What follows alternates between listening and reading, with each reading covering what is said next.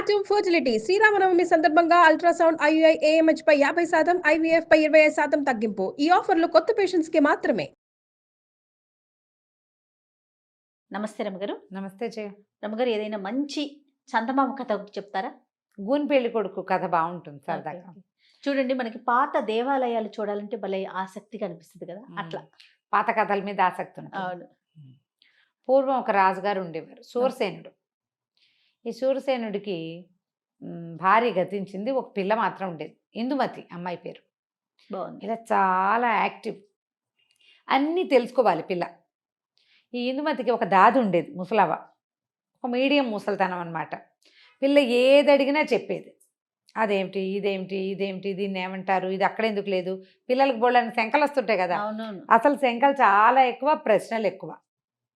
అయితే ఏమైంది, ఒకసారి తోటలో తిరుగుతున్నారు.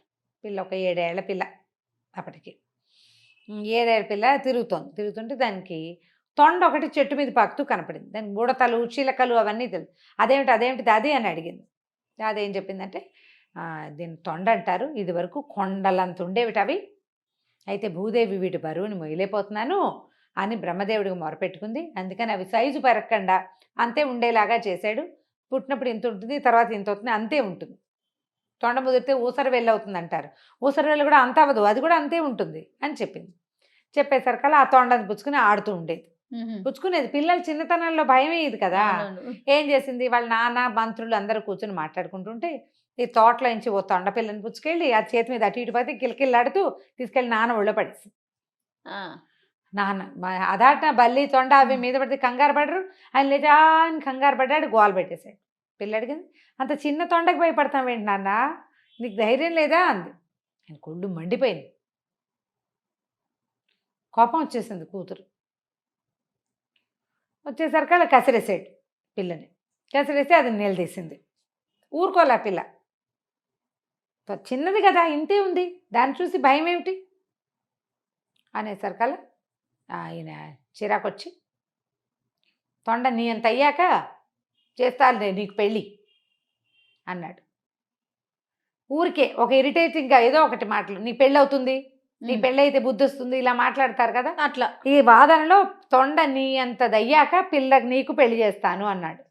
అనగానే మంత్రులు హాహాకారాలు చేశారు. ఏమిటి మహాప్రభు, ఇలా పిల్లని ఇంత మాట అంటారా, తొండ ఎంతే ఉంటుందండి, అది పెరగదు, తొండలు పెరగవు కదా, పిల్ల పిల్లలా ఆపుతాము, పైగా ఏదో చిన్నపిల్ల సరదాగా చేసింది అనేసరికల్లా ఆయన బిగిసిపోయాడు రాజు.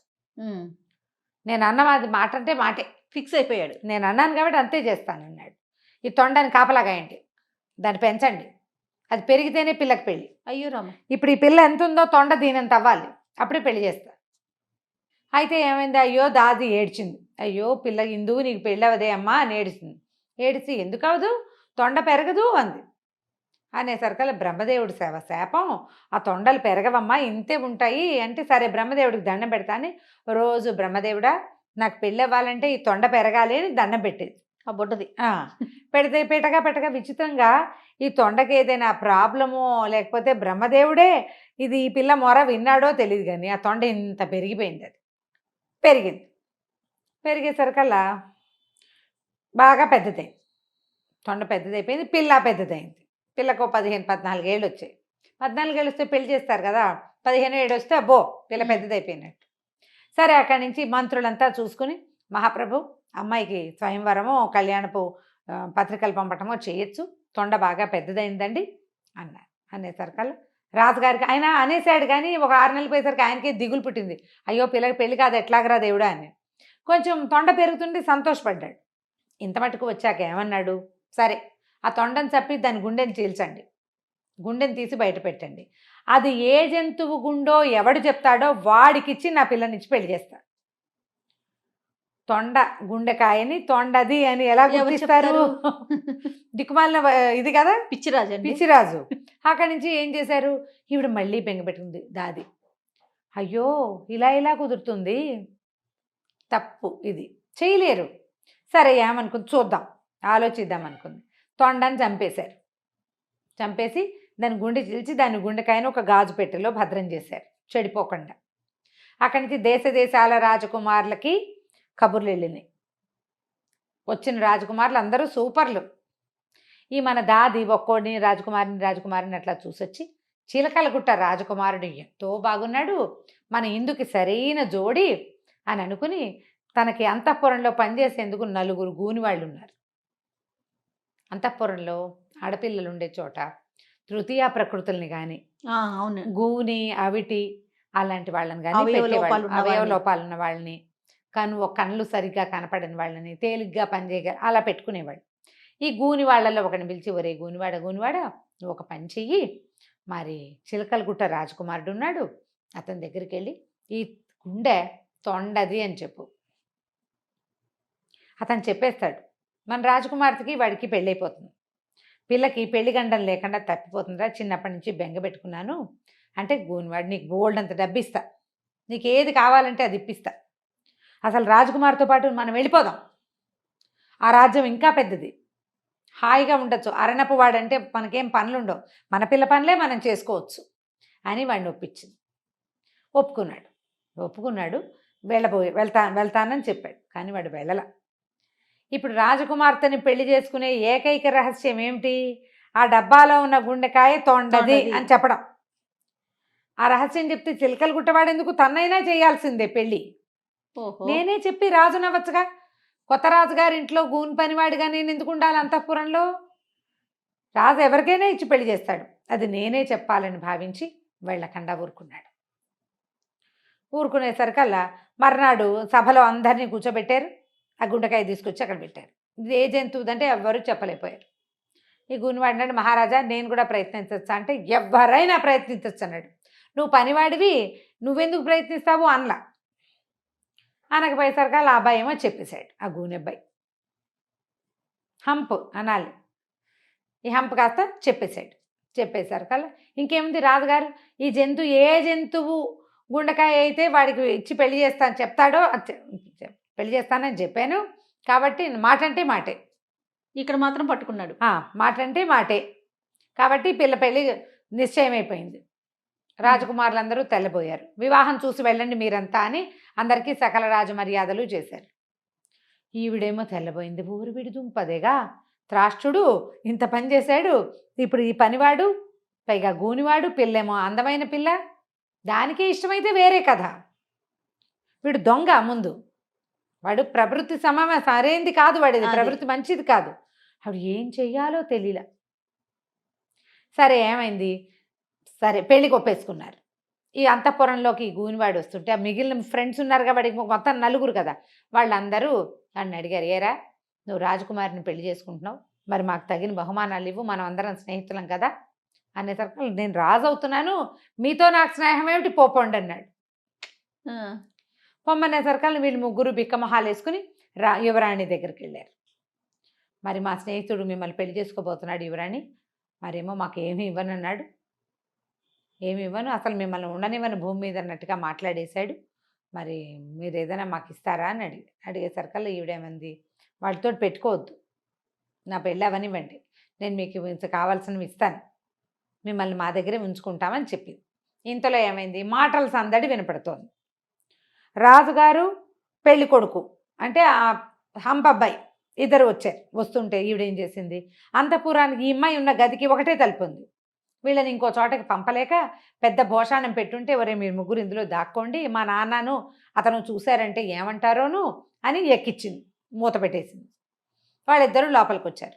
రాజు ఆడిన మాట తప్పకపోవటం, ప్రజల్లో అందరిలోకి మనకి ఎలాంటి ఇవి ఉంటాయి, గూనెబ్బాయిని పెళ్లి చేసుకోనని అది నేను అనకూడదు, పతివ్రత ధర్మాన్ని పాటించాలని కూతురికి 1 గంట బోధించాడు.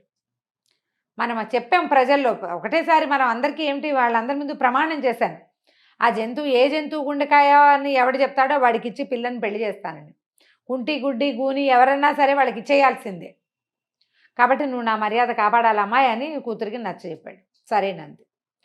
ఇద్దరు వెళ్ళారు. వాళ్ళు వెళ్ళడానికి 1 గంట 2 గంటలు పట్టేసరికల్లా సరే భోషాణం పెట్టి తీసింది. వాళ్ళు వెళ్ళాక ఆ లోపల కూర్చునున్న 3 ఊపిరాడక చచ్చిపోయారు. నిర్ఘాతపోయింది రాకుమారి. ఏమిటో వీళ్ళకి హెల్ప్ చేద్దాం అనుకుంటే వీళ్ళు కాస్త పోయారు, బహుమతులు ఇద్దాం అనుకుంది.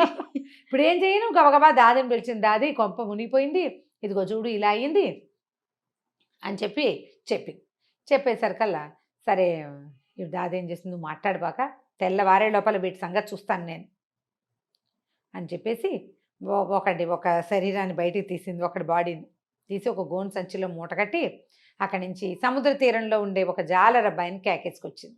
అబ్బాయి, నువ్వు చాలా బలశాలివి, మరి ఇక్కడ ఒక చిన్న ప్రమాదం జరిగింది, రాజుగారికి ఇప్పుడు పెద్దని అమ్మాయి గారి పెళ్ళి, తెలిస్తే బాగుండదు, నీకు ఎత్తుకెత్తు ధనం ఇప్పిస్తా రాజకుమారి చేత, ఈ మూటను సముద్రంలో పారేసి వచ్చి పారేసి మళ్ళీ అంతఃపురానికి రా అని చెప్పింది. ఆ మూట మోసుకెళ్ళాక ఏం పారేస్తున్నారో చూద్దామని మూటోడ తీశాడు. లోపల ఒక గూని అబ్బాయి కనపడ్డాడు. రాత్రిపూట కదా, ఒక వ్యక్తి వాడు గూనిగా తెలుస్తోంది. సరే మూట కట్టి పారేసేసాడు. అంతఃపురానికి వచ్చాడు. అక్కడ మళ్ళీ ఇంకో మూట కనపడింది. పారేసిన మూట మళ్ళీ వచ్చింది. ఏంటబ్బా విచిత్రం అనుకుని రెండోది కూడా పట్టుకెళ్ళాడు. అప్పుడు దాది ఏం మాట్లాడలా. ప్లాన్ అది. అదే అదే అదే. అక్కడి నుంచి వాడు పారేసి మళ్ళీ వచ్చాడు అంతఃపురం. మళ్ళీ కనపడింది మూడో మూట. ముగ్గురు కదా.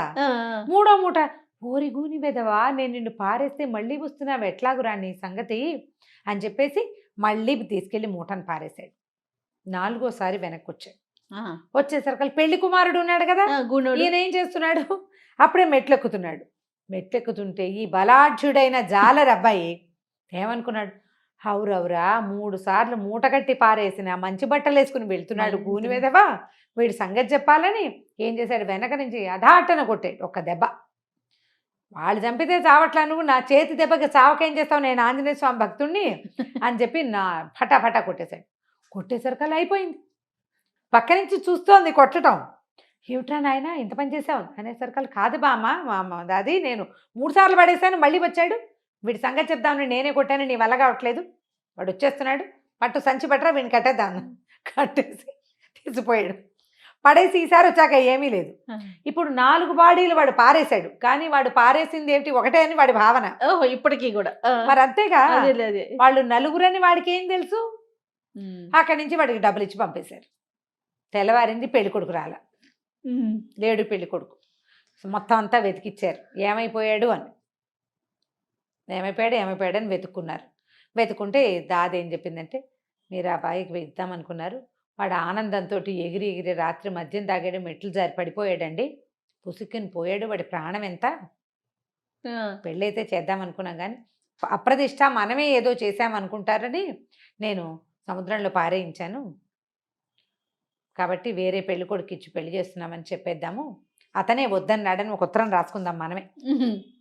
నాకు తెలిసిన విషయం చెప్పాను కానీ రాజకుమారిని పెళ్లి చేసుకునే ఉద్దేశం లేదు, అమ్మాయిని అనురూపమైన వరుడికి ఇచ్చి పెళ్లి చేయండి, ఇది నా అనుమతి, పోటీలో గెలిచిన వాడిగా ఇది నా అనుమతి అని ఉత్తరం రాయించి ఇగో పెళ్లి కొడుకే రాశాడు అని చెప్పి చూపించేశారు. అదే కదా. అక్కడి నుంచి చిలకలగుట్ట రాజకుమారుడు మన ఇందుకు సరిపోతాడండి, ఆ పిల్లాడికి ఇచ్చి పెళ్లి చేసేయండి అని వాళ్ళు ఒప్పుకున్నారు.